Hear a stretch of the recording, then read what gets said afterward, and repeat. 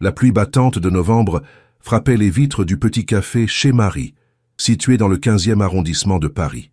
L'établissement, avec ses murs jaunis par le temps et ses tables en formica usé, n'avait rien d'extraordinaire. C'était exactement le genre d'endroit que Victor Moncler évitait habituellement. Pourtant, ce soir-là, le milliardaire de 52 ans s'était réfugié dans ce modeste café pour échapper à l'orage qui s'était abattu sur la capitale française. Vêtu d'un costume Armani sur mesure à 3 000 € et d'une montre Patek Philippe, qui valait plus que ce que la plupart des gens gagnaient en une année, il détonnait complètement dans ce décor populaire. Victor regardait nerveusement sa montre en platine sertie de diamants, un héritage familial qui ne le quittait jamais. Cette bague était bien plus qu'un simple bijou pour lui. C'était le symbole de l'empire qu'il avait construit pierre par pierre depuis la mort de son père 25 ans plus tôt. La bague portait les armoiries de la famille Moncler, une lignée de négociants qui avait fait fortune dans le commerce des épices au XVIIIe siècle. Gravée dans l'or blanc, elle représentait un navire voguant vers des terres inconnues, entouré de motifs floraux délicats qui témoignaient du savoir-faire des orfèvres de l'époque. Victor la faisait tourner machinalement autour de son doigt, une habitude qu'il avait développée dans les moments de stress ou de réflexion profonde. Une jeune femme d'une trentaine d'années s'approcha de sa table, un carnet de commandes à la main. Ses cheveux châtains étaient tirés en arrière en un chignon simple, mais élégant, et malgré son uniforme de serveuse quelque peu défraîchi, elle dégageait une dignité naturelle qui ne passa pas inaperçue au regard exercé de Victor. « Bonjour, monsieur. Que puis-je vous servir ce soir ?» demanda-t-elle d'une voix douce mais assurée. Victor leva les yeux de son téléphone portable et croisa le regard de la jeune femme. Ses yeux verts pétillaient d'intelligence et de bienveillance, contrastant avec la fatigue visible sur son visage. « Un café noir sans sucre, s'il vous plaît », répondit-il poliment, surpris par la courtoisie naturelle de cet employé dans un établissement si modeste. « Si vous appréciez cette histoire jusqu'à présent, n'hésitez pas à laisser un petit « j'aime » pour m'encourager à continuer. Et dites-moi en commentaire, que pensez-vous de cette rencontre inattendue entre ces deux mondes si différents ? Alors que la serveuse s'apprêtait à repartir vers le comptoir, son regard fut attiré par l'éclat de la bague que portait Victor. Elle s'immobilisa soudainement, les yeux écarquillés, comme si elle venait de voir un fantôme. « Excusez-moi, monsieur, » dit-elle d'une voix tremblante, « mais ma mère a une bague exactement comme la vôtre. » Victor fronça les sourcils, incrédule. Comment une simple serveuse de café pourrait-elle posséder un bijou de cette valeur et de cette rareté ? « Pardon ?» demanda-t-il, pensant avoir mal entendu. La jeune femme, qui semblait maintenant très émue, répéta « Ma mère possède une bague identique à la vôtre. Je la reconnais parfaitement. Les armoiries, le navire, les motifs, tout est exactement pareil. » Le cœur de Victor se mit à battre plus fort. Cette bague était unique, forgée spécialement pour son arrière-arrière-grand-père Édouard Moncler en 1847. Elle avait été transmise de père en fils pendant des générations, et il était absolument impossible qu'il en existe une copie. Du moins, c'est ce qu'il avait toujours cru. « Vous devez faire erreur, mademoiselle », dit-il d'un ton qui se voulait poli mais ferme. « Cette bague est un héritage familial unique. Il n'en existe qu'une seule au monde. » Mais la serveuse secoua la tête avec conviction. « Non, monsieur, je vous assure que je ne me trompe pas. Ma mère la porte tous les jours depuis que je suis petite. Elle me racontait toujours que c'était un héritage de sa grand-mère et que cette bague racontait l'histoire de marins courageux partis à la découverte de nouveaux mondes. » Victor sentit un frisson parcourir son échine. Ces mots étaient exactement ceux que son propre père utilisait pour lui décrire l'histoire de leur bague familiale. « Comment vous appelez-vous » demanda-t-il d'une voix rauque. « Camille Dubois » répondit la jeune femme, visiblement troublée par l'intensité du regard de Victor. « Et votre mère » insista-t-il. « Marie-Claire Dubois. Enfin, c'était son nom de jeune fille. Maintenant, elle s'appelle Marie-Claire Rousseau depuis son remariage. » Victor sortit son téléphone et commença à taper fébrilement le nom dans son moteur de recherche. Rien. Aucun résultat pertinent. « Pourriez-vous me montrer cette bague ?» demanda-t-il, sa voix trahissant une émotion qu'il ne parvenait plus à contrôler. Camille hésita un moment, puis hocha la tête. « Ma mère habite à quelques rues d'ici. Si vous voulez, je peux l'appeler. Elle pourrait venir après la fermeture du café, vers 22 heures. » Victor consulta sa montre. Il était déjà 20h30. Il avait prévu de rentrer chez lui pour préparer une importante réunion du lendemain avec des investisseurs japonais. Mais cette rencontre fortuite venait de chambouler tous ses plans. D'accord, dit-il sans hésiter. J'attendrai. Il sortit une carte de visite de son portefeuille en cuir italien et la tendit à Camille. Voici mes coordonnées. Je suis Victor Moncler, président directeur général des entreprises Moncler. Camille prit la carte et la lut avec attention. Ses yeux s'écarquillèrent quand elle réalisa qui était réellement l'homme assis à sa table. Vous êtes le Victor Moncler, celui qui a racheté la chaîne d'hôtels Prestige l'année dernière. Victor acquiesça avec un sourire modeste. Il n'était pas habitué à être reconnu par des gens ordinaires, étant plutôt discret sur sa fortune et évitant généralement les médias grand public. « J'ai lu un article sur vous dans le Figaro », continua Camille, impressionnée malgré elle. « Il disait que vous étiez l'un des hommes d'affaires les plus influents de France. » Victor haussa les épaules avec élégance. « Les journalistes aiment parfois exagérer. Je ne suis qu'un homme qui a eu la chance de réussir en affaires. » Mais Camille n'était pas dupe.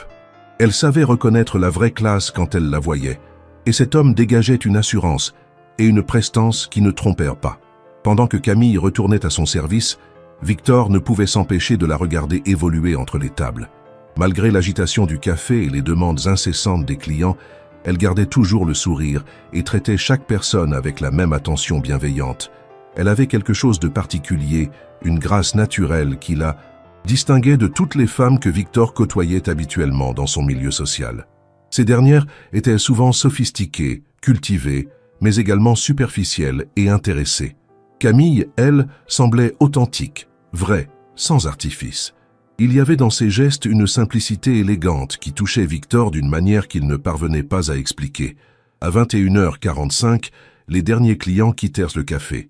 Camille commença à ranger les tables et à nettoyer le comptoir, jetant de temps en temps des regards nerveux vers Victor qui patientait toujours, sirotant son 3e café de la soirée. « Ma mère devrait arriver d'une minute à l'autre », lui dit-elle en s'essuyant les mains sur son tablier.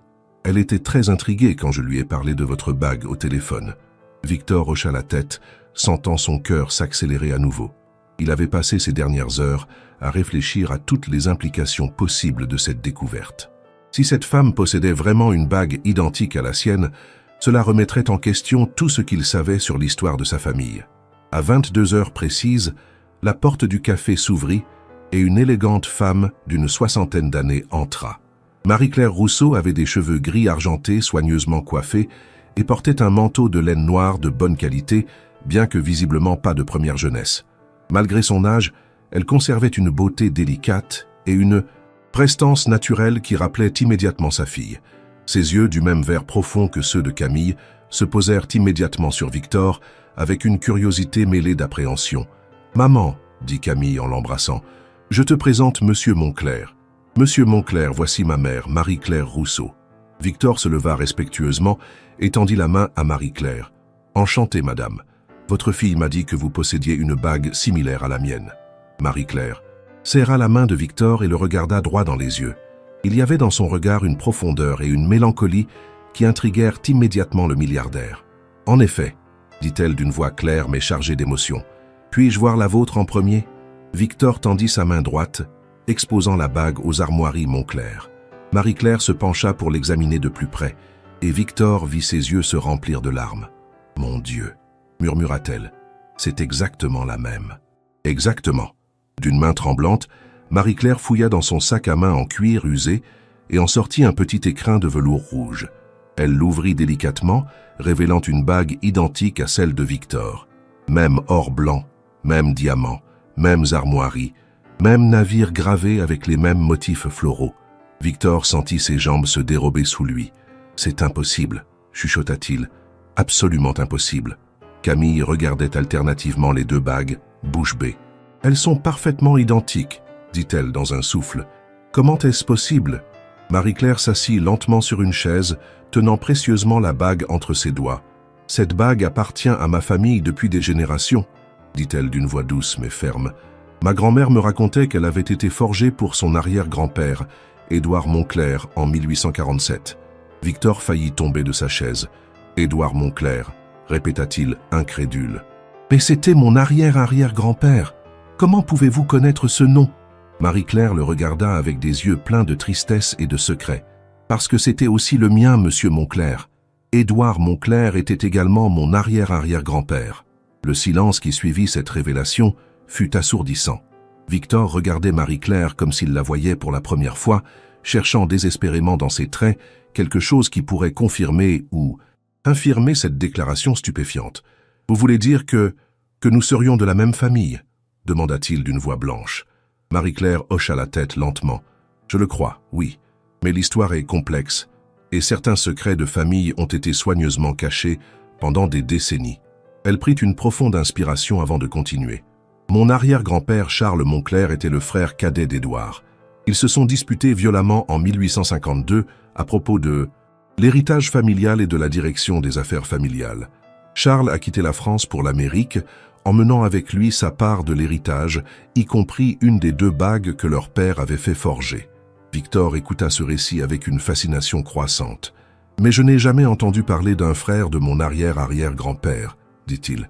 Dans tous les documents familiaux que j'ai consultés, Édouard était présenté comme fils unique. » Marie-Claire sourit tristement. « Les familles bourgeoises du XIXe siècle avaient leurs secrets, monsieur Moncler. Quand Charles est parti pour l'Amérique après cette terrible dispute, Édouard a fait en sorte d'effacer toute trace de son existence des archives familiales.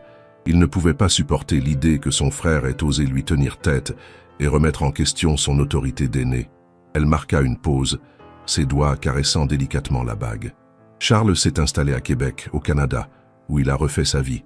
Il a changé son nom en Dubois pour ne plus être associé à la famille Moncler, qu'il considérait comme l'ayant renié. « Dubois », répéta Victor lentement. « C'est votre nom de jeune fille. » Marie-Claire acquiesça. « Charles Dubois. Anciennement Charles Moncler était mon arrière-grand-père. Il a épousé une Canadienne française, Marguerite Beaulieu, et ils ont eu 3 enfants. Le plus jeune, mon grand-père Henri, est revenu en France en 1920, après la Première Guerre mondiale. Il avait rencontré ma grand-mère Élisabeth à Paris pendant une permission. » Victor se passa une main dans les cheveux, tentant de digérer toutes ces informations. « Ainsi, selon vous, nous serions cousins au 5e degré ?»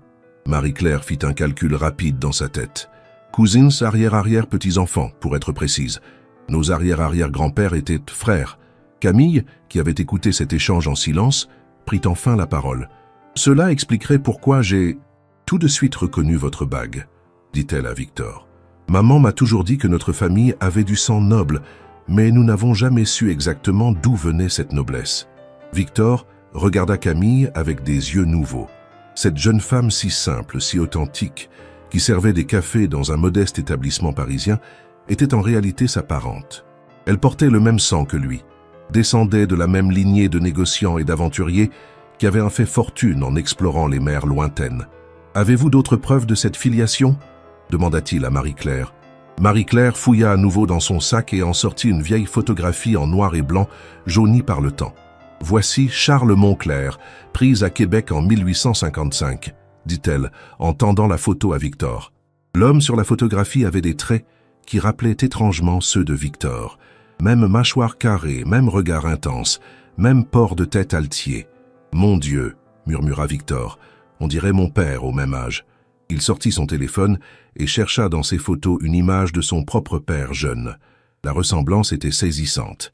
Et voici l'acte de naissance de Charles, établi à Paris en 1825, continua Marie-Claire en sortant un document soigneusement plié. Il indique clairement qu'il était le fils de François Moncler et le frère cadet d'Édouard Moncler, né en 1823. Victor examina le document avec attention. Le papier était authentique, les cachets officiels étaient conformes à ceux de l'époque, et l'écriture correspondait aux standards administratifs du XIXe siècle. « Comment avez-vous conservé tous ces documents ?» demanda-t-il impressionné. « Ma grand-mère était une femme très méticuleuse, » expliqua Marie-Claire. Elle avait compris l'importance de préserver l'histoire familiale, même si cette histoire était douloureuse. Elle m'a tout transmis avant sa mort, en me faisant promettre de ne jamais oublier nos véritables origines.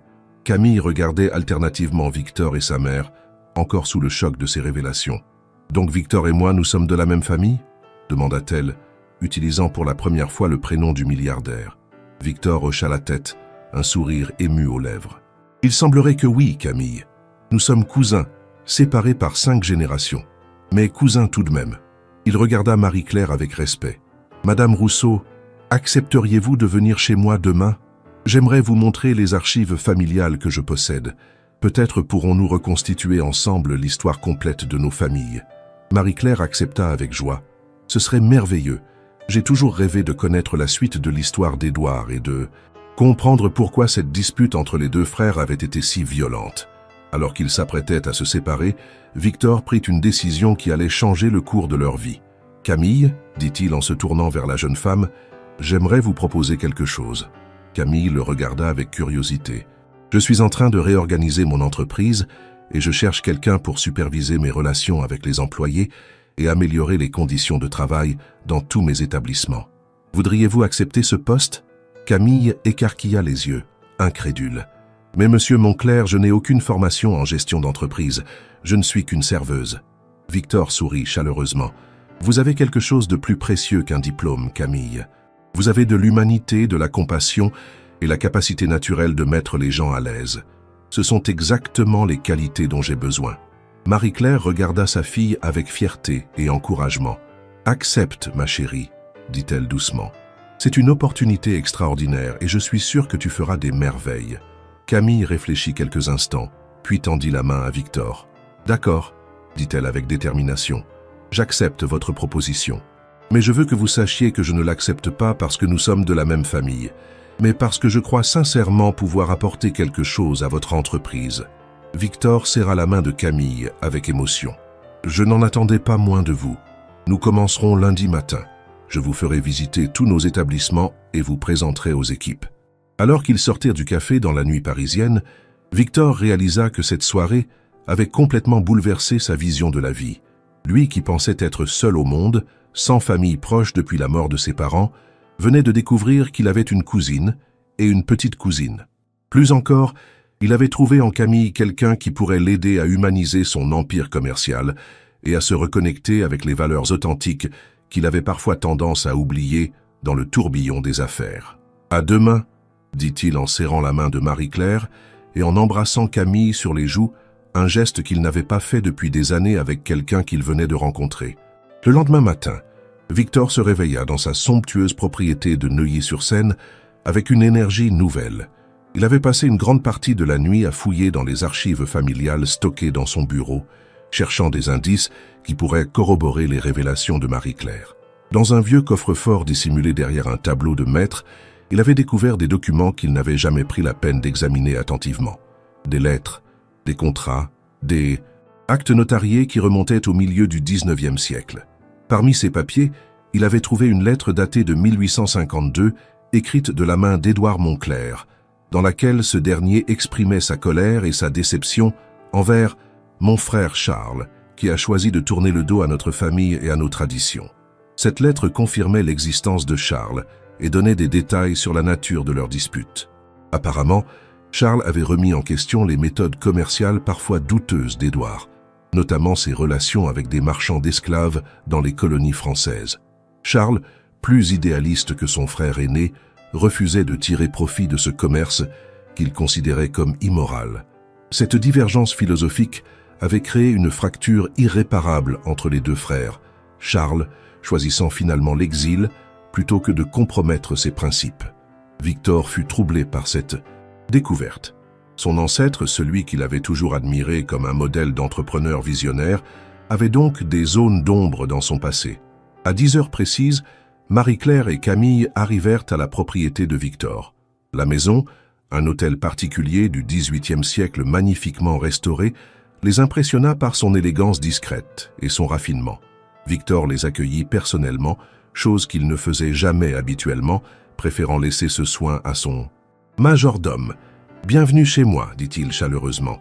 J'espère que vous vous sentirez à l'aise ici. » Il les conduisit dans son bureau, une vaste pièce aux murs couverts de livres anciens et de documents historiques. « J'ai fait quelques découvertes intéressantes cette nuit, dit-il en leur montrant la lettre d'Édouard. Marie-Claire lut la lettre avec attention, ses yeux s'illuminant au fur et à mesure qu'elle avançait dans sa lecture. « C'est exactement ce que ma grand-mère m'avait raconté, » s'exclama-t-elle. Charles était un homme de principe et il ne supportait pas l'idée de s'enrichir sur le dos de la souffrance humaine. Elle sortit de son sac une autre lettre, écrite de la main de Charles depuis Québec. Dans cette lettre adressée à sa femme Marguerite, Charles explique pourquoi il a quitté la France. Il dit textuellement « Je ne pouvais plus fermer les yeux sur les pratiques de mon frère. L'argent ne vaut rien s'il est gagné au prix de la dignité humaine. Victor fut profondément ému par ces mots. Ils résonnaient en lui d'une manière particulière, car il avait parfois eu des scrupules similaires dans sa propre carrière d'homme d'affaires. « Vous savez, dit Victor après un long silence, je crois que Charles avait raison. J'ai parfois pris des décisions uniquement motivées par le profit, sans me préoccuper suffisamment de leur impact humain. » Il regarda Camille avec intensité. « C'est pour cela que votre arrivée dans mon entreprise est si importante.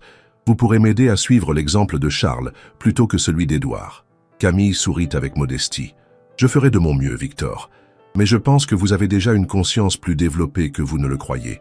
Sinon, vous n'auriez pas eu l'idée de créer ce poste pour améliorer les conditions de travail de vos employés. » Les 3 nouveaux parents passèrent le reste de la matinée à reconstituer leur arbre généalogique commun, combinant les documents et souvenirs de chaque famille.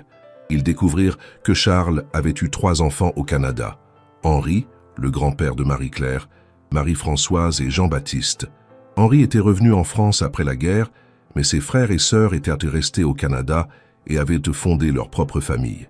Cela signifie que nous avons probablement des cousins au Québec, dit Camille avec excitation.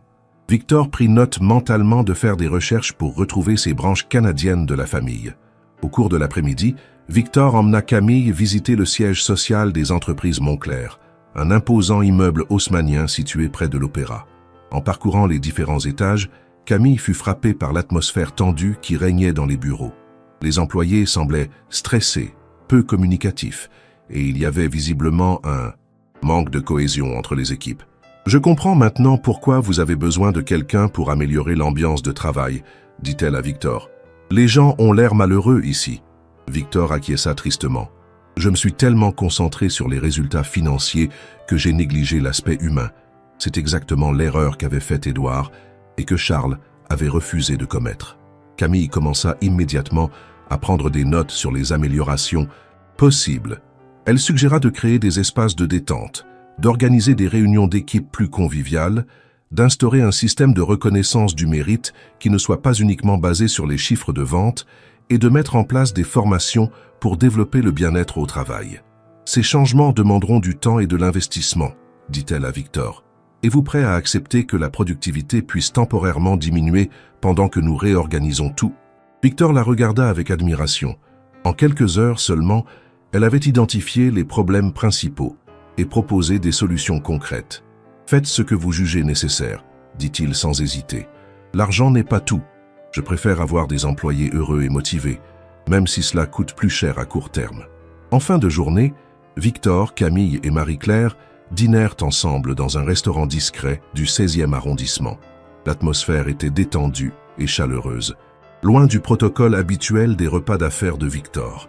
Pour la première fois depuis des années, il se sentait véritablement en famille. « J'ai une proposition à vous faire, » dit-il à Marie-Claire pendant le dessert. « J'aimerais vous embaucher comme consultante historique pour mon entreprise. Vous pourriez m'aider à documenter l'histoire complète de nos familles et à créer des archives dignes de ce nom. » Marie-Claire, qui était retraitée depuis peu de son poste d'institutrice, accepta avec enthousiasme. « Ce serait un honneur, dit-elle. J'ai toujours été passionnée d'histoire familiale. » 3 mois plus tard, les changements dans l'entreprise de Victor étaient spectaculaires. Sous la direction de Camille, l'ambiance de travail s'était considérablement améliorée. Elle avait instauré des réunions hebdomadaires où chaque employé pouvait exprimer ses préoccupations et suggestions. Elle avait créé un système de mentorat entre anciens et nouveaux employés, organisé des événements sociaux pour renforcer la cohésion d'équipe, et mis en place un programme de formation continue. La productivité, contrairement aux craintes initiales de Victor, avait en fait augmenté de 15%, les employés étant plus motivés et plus investis dans leur travail. Marie-Claire, de son côté, avait fait des découvertes extraordinaires dans les archives. Elle avait retrouvé la trace de descendants de Charles au Canada et en avait contacté plusieurs. Une véritable reconstitution familiale était en cours avec des échanges réguliers entre les branches françaises et canadiennes de la famille.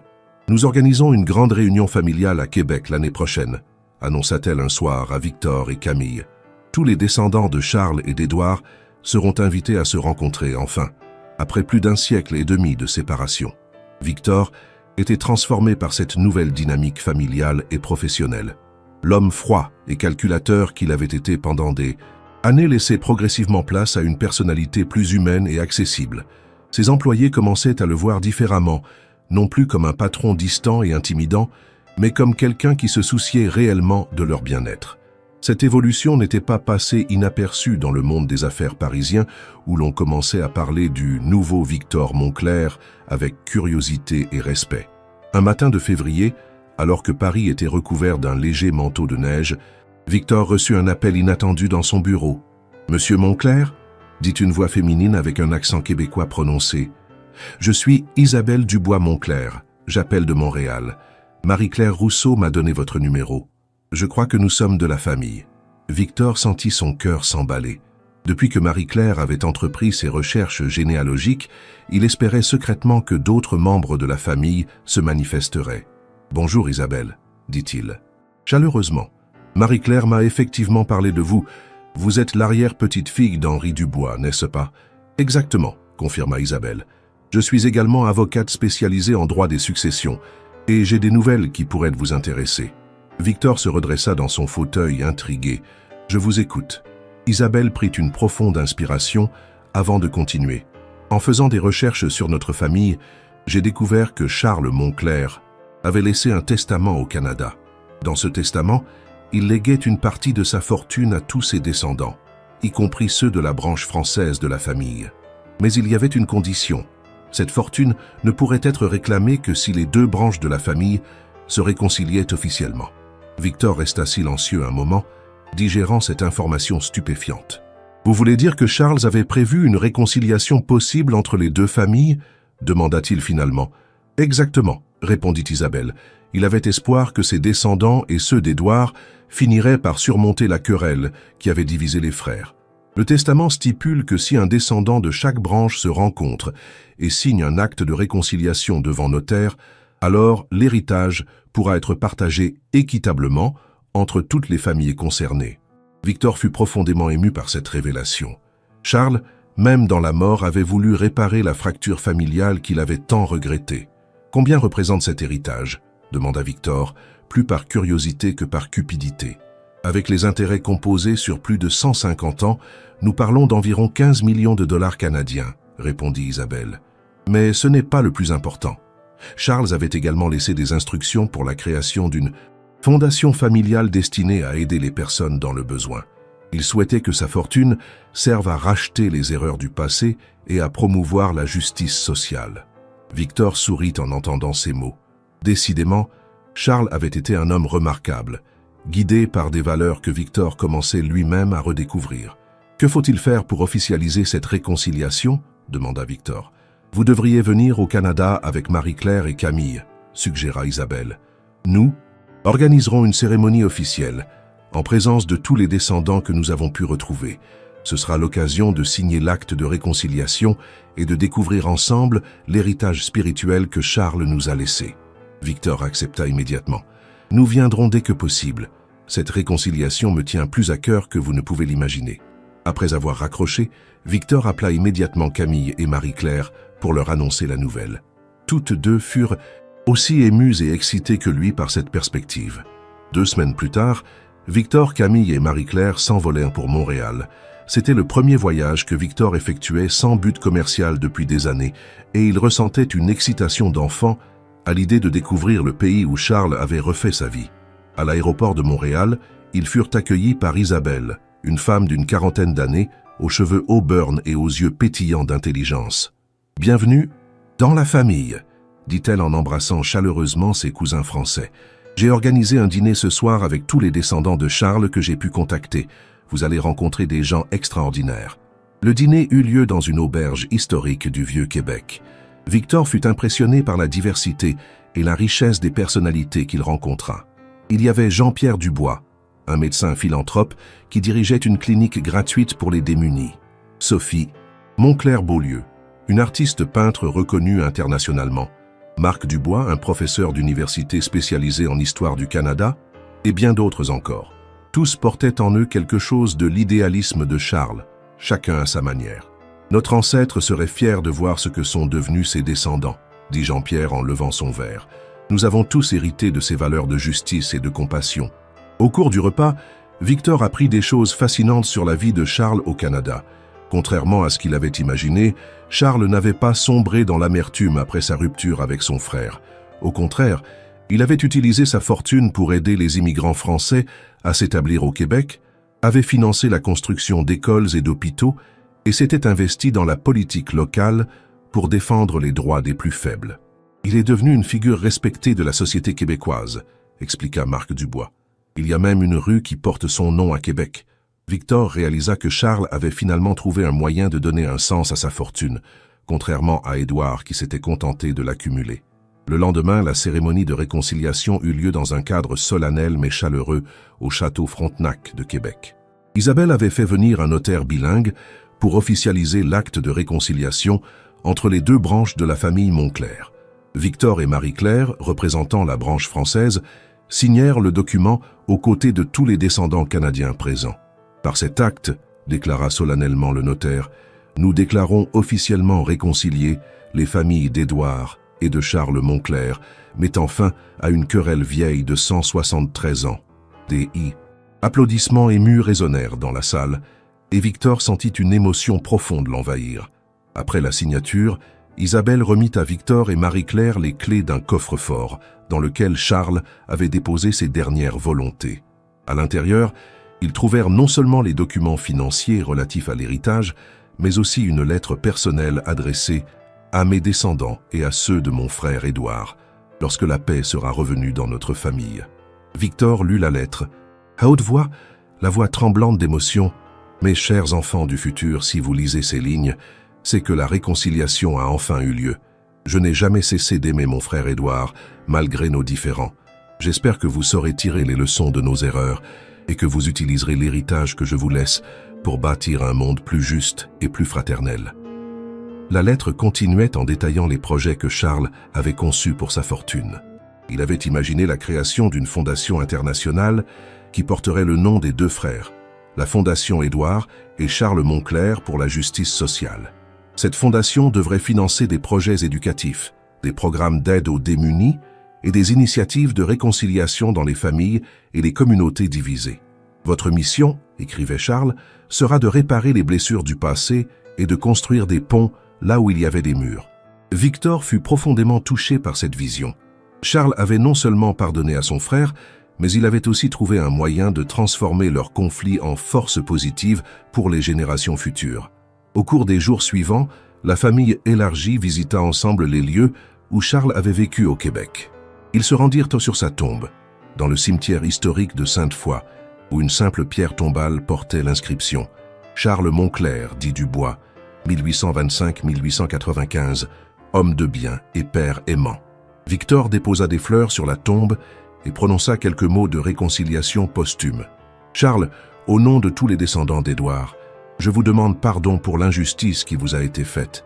Vous étiez un homme de principe, et l'histoire vous a donné raison. » Camille, émue aux larmes, ajouta « Nous promettons de continuer votre œuvre et de faire honneur à votre mémoire. » De retour en France, Victor se lança avec passion dans la mise en place de la Fondation Édouard et Charles Monclerc. Il y investit non seulement l'héritage de Charles, mais également une partie importante de sa propre fortune. Camille fut nommée directrice générale de la Fondation, un poste qui correspondait parfaitement à ses qualités humaines et à sa sensibilité sociale. Marie-Claire devint présidente d'honneur, chargée de préserver la mémoire historique de la famille et de transmettre les valeurs de réconciliation aux jeunes générations. La Fondation commença par financer des projets locaux, rénovation d'écoles dans des quartiers défavorisés, bourses d'études pour des jeunes issus de milieux modestes, centres d'accueil pour les sans-abri, programmes de médiation familiale. Mais l'ambition de Victor était plus large. Il voulait que la Fondation devienne un modèle international de réconciliation et de justice sociale. Nous avons vécu nous-mêmes une réconciliation familiale miraculeuse, disait-il souvent dans ses discours. Nous devons maintenant aider d'autres familles, d'autres communautés, d'autres nations à surmonter leurs divisions. L'impact de cette transformation personnelle de Victor se fit rapidement sentir dans son entreprise. Les entreprises Monclerc devinrent un modèle en matière de conditions de travail et de responsabilité sociale. Victor instaura un système de participation aux bénéfices pour tous les employés, créa un fonds de formation continue et s'engagea à n'utiliser que des fournisseurs respectueux de l'environnement et des droits humains. Mon arrière-arrière-grand-père Édouard a bâti cette entreprise sur des bases parfois discutables, expliquait-il. Il est temps de la refonder sur des valeurs plus nobles, celles que défendait Charles. La presse française s'intéressa rapidement à cette transformation spectaculaire de l'un des plus importants hommes d'affaires du pays. Le magazine L'Express publia un long portrait de Victor intitulé « La métamorphose d'un milliardaire », dans lequel il racontait pour la première fois l'histoire de sa réconciliation familiale et de sa rencontre avec Camille. Tout a commencé par une simple remarque d'une serveuse dans un petit café parisien, confiait-il au journaliste. Cette rencontre a changé ma vie plus profondément que tous mes succès commerciaux. L'article eut un retentissement considérable et valut à Victor de nombreuses invitations à témoigner de son expérience. Il accepta de participer à des conférences sur la réconciliation familiale, l'entrepreneuriat responsable et la transformation personnelle. Son témoignage touchait particulièrement les gens d'affaires qui, comme lui autrefois, s'étaient perdus dans la course au profit et avaient négligé les valeurs humaines fondamentales. « Il n'est jamais trop tard pour changer », disait-il invariablement. « Nous avons tous en nous la capacité de nous transformer et de transformer le monde autour de nous. » 1 an après la cérémonie de réconciliation au Québec, Victor reçut une surprise qui le bouleversa. Camille, avec qui il travaillait quotidiennement et qu'il avait appris à connaître et à respecter profondément, lui annonça qu'elle était enceinte. Le père était David, un jeune médecin qu'elle avait rencontré lors d'un gala de charité organisé par la Fondation. « Je voulais que vous soyez le premier à l'apprendre, » dit-elle avec émotion. « Après ma mère, vous êtes la personne la plus importante de ma vie. Vous êtes comme un grand frère pour moi. » Victor fut profondément touché par ces mots. « Et vous accepteriez que je sois le parrain de cet enfant ?» demanda-t-il timidement. Camille sourit à travers ses larmes. « Je n'espérais pas moins. » La naissance du petit Charles Dubois, ainsi nommé en l'honneur de l'ancêtre réconciliateur, fut l'occasion d'une grande fête familiale. Tous les cousins canadiens firent le voyage pour célébrer l'arrivée de ce nouvel héritier qui incarnait l'union retrouvée des 2 branches de la famille.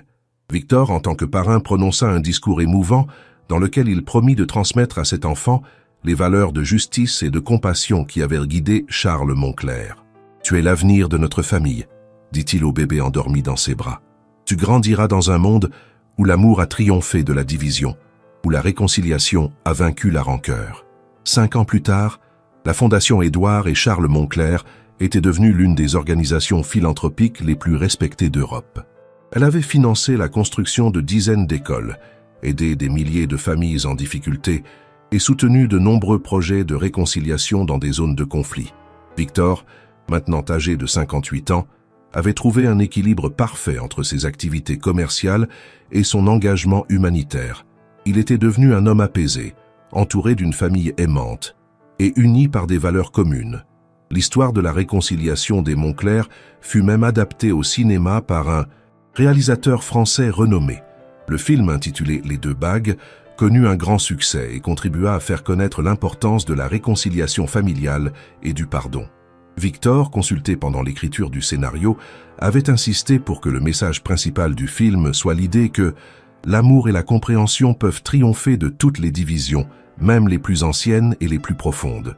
Au cours d'une interview télévisée, Victor fut interrogé sur les leçons qu'il avait tirées de cette expérience extraordinaire. « J'ai appris que nous ne sommes jamais seuls », répondit-il. « Même quand nous pensons n'avoir plus de famille, il y a toujours quelqu'un quelque part qui partage notre histoire et nos racines.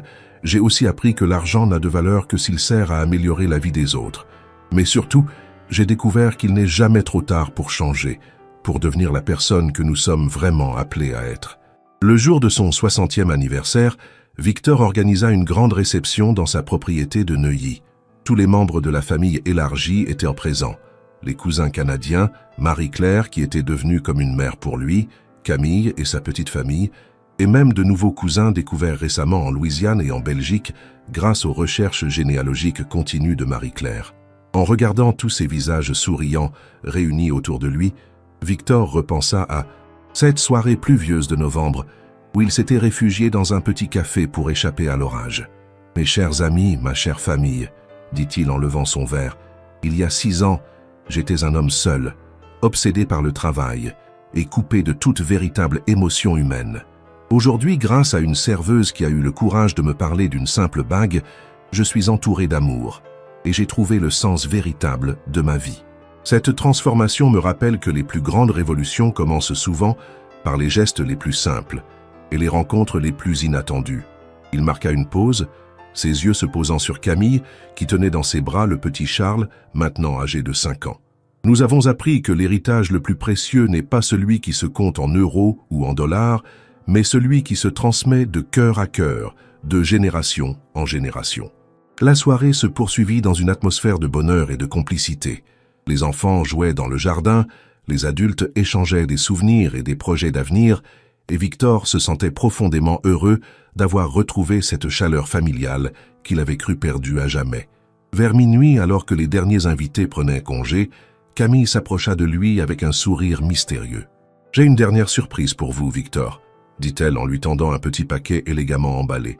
Victor ouvrit le paquet avec curiosité et découvrit un livre relié en cuir, portant le titre « L'histoire de la famille Moncler-Dubois, de la division à la réconciliation ». C'est Marie-Claire qui l'a écrit avec l'aide d'Isabelle, expliqua Camille. Elle a consigné toute notre histoire, depuis les origines jusqu'à aujourd'hui. C'est notre cadeau pour votre anniversaire et notre testament pour les générations futures. Victor feuilleta le livre avec émotion, découvrant des photos, des documents, des témoignages de tous les membres de la famille. La dernière page portait une dédicace collective.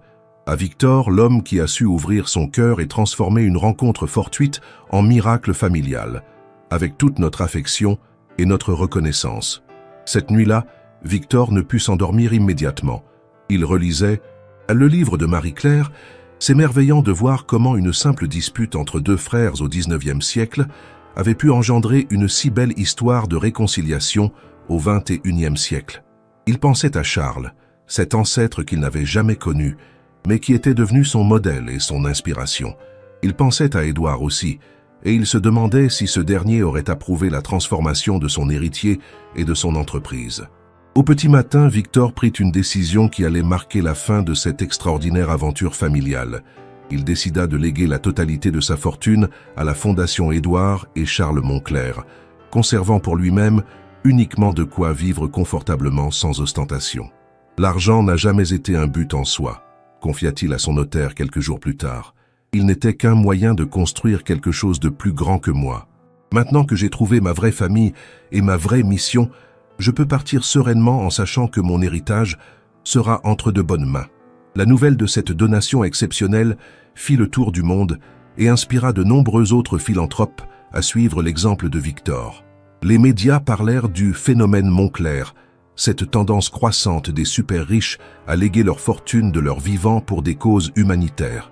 Victor, devenu malgré lui une figure emblématique de cette nouvelle philanthropie, continuait à prêcher par l'exemple, montrant qu'il était possible de concilier réussite économique et engagement social.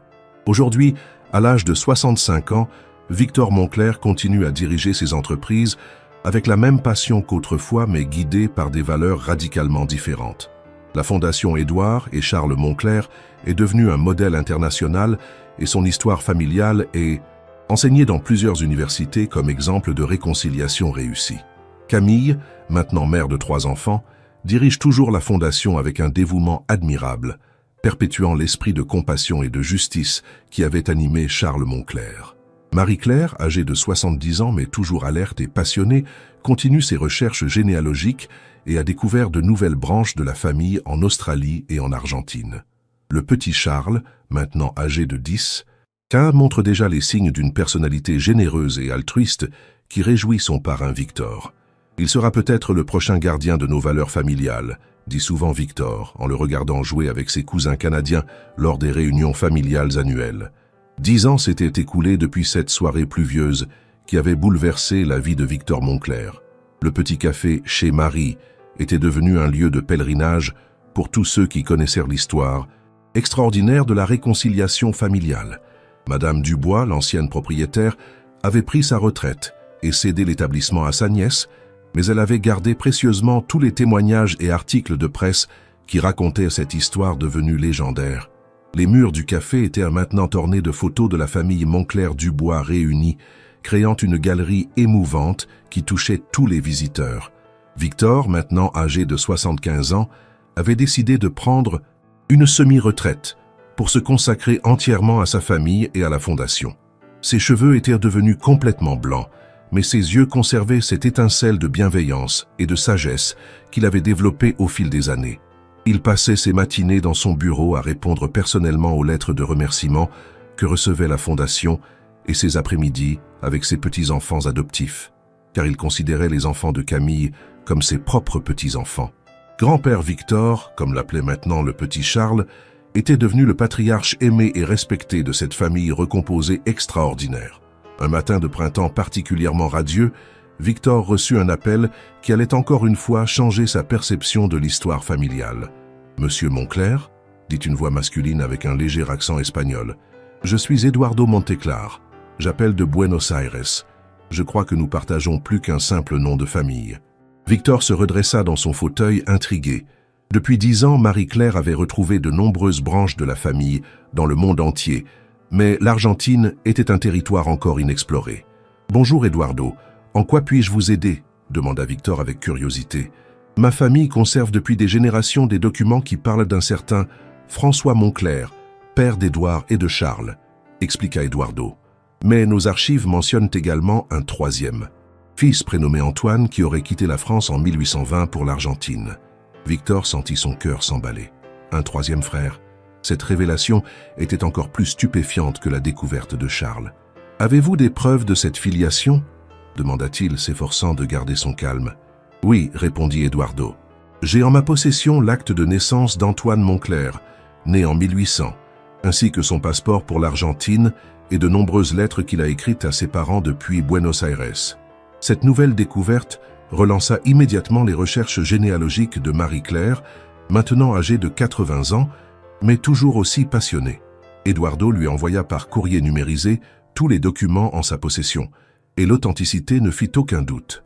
Antoine Moncler était effectivement le frère aîné d'Édouard et de Charles, et il avait quitté la France très jeune pour tenter sa chance en Argentine. « Comment se fait-il que nous n'ayons jamais entendu parler de lui ?»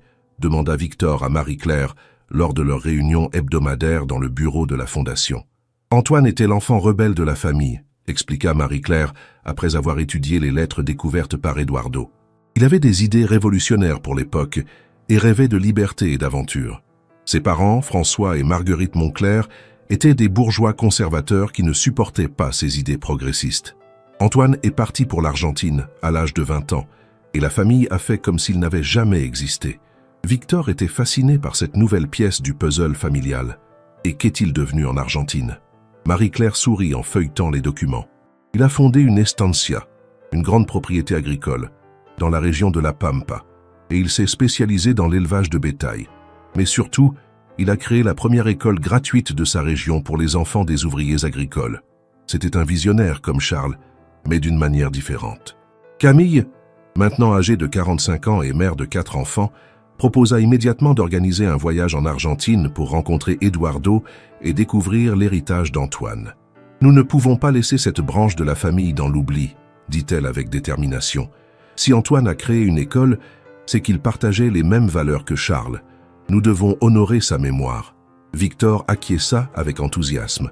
À son âge, il savait que chaque nouvelle découverte familiale était un cadeau précieux qu'il fallait savourer pleinement. Le voyage en Argentine fut organisé 3 mois plus tard.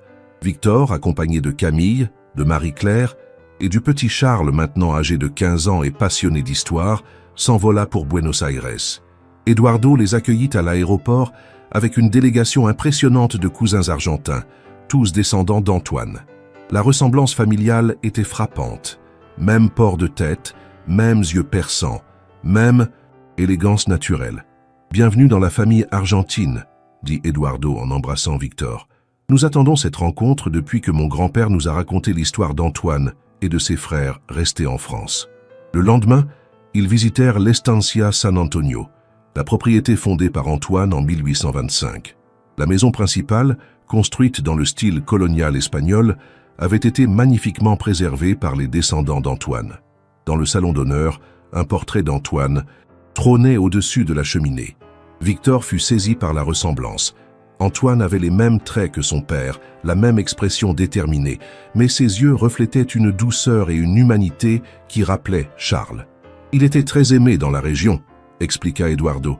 Les gens l'appelaient Don Antonio el Bueno, Don Antonio le Bon. La visite de l'école fondée par Antoine fut particulièrement émouvante. L'établissement, agrandi au fil des décennies, accueillait maintenant plus de 1000 élèves et était devenu l'une des meilleures écoles publiques de la province. Dans la cour d'honneur, une statue d'Antoine rappelait son rôle de fondateur avec une inscription en espagnol et en français « Antoine Monclerc, 1800-1878 », homme de vision qui croyait que l'éducation était le plus beau cadeau qu'on puisse offrir aux enfants. Victor déposa une gerbe de fleurs au pied de la statue et prononça quelques mots émouvants. « Antoine, au nom de toute notre famille retrouvée, nous vous remercions d'avoir montré la voie. Vos descendants français, canadiens et argentins continuez votre œuvre. » Eduardo révéla alors une surprise qu'il avait gardée pour la fin de la visite. Antoine a laissé lui aussi un testament spécial, dit-il en conduisant Victor et sa famille vers la bibliothèque de l'Estancia. Comme Charles au Canada, il avait prévu la possibilité d'une réconciliation familiale. Dans un coffre-fort ancien, Eduardo sortit un document rédigé en français et en espagnol, daté de 1875.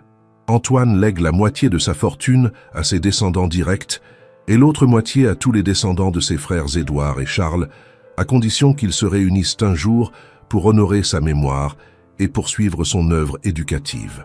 La fortune d'Antoine, accumulée sur plus d'un siècle et demi, représentait une somme considérable. Mais comme pour l'héritage de Charles, l'argent n'était pas l'essentiel. Antoine avait joint à son testament une lettre bouleversante. « Mes chers frères Édouard et Charles, si nos descendants lisent ces lignes, c'est que l'amour familial a triomphé de nos disputes d'autrefois. Je n'ai jamais cessé de vous aimer, malgré l'océan qui nous séparait. J'espère que nos enfants sauront faire mieux que nous et qu'ils uniront leurs forces pour bâtir un monde meilleur. » Victor pleura en lisant ces mots.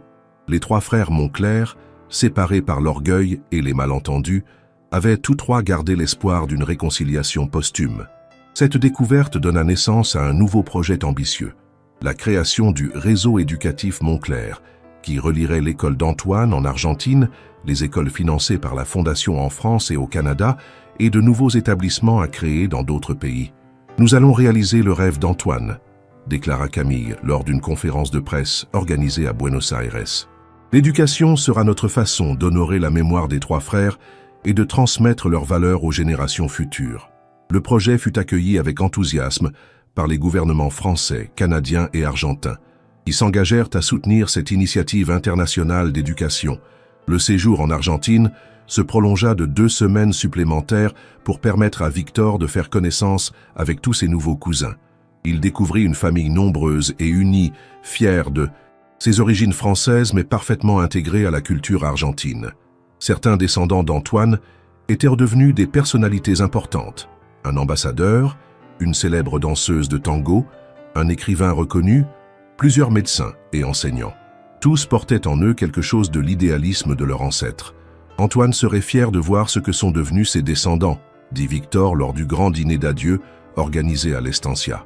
De retour en France, Victor se lança avec une énergie renouvelée dans l'organisation de la première réunion mondiale de la famille Monclerc.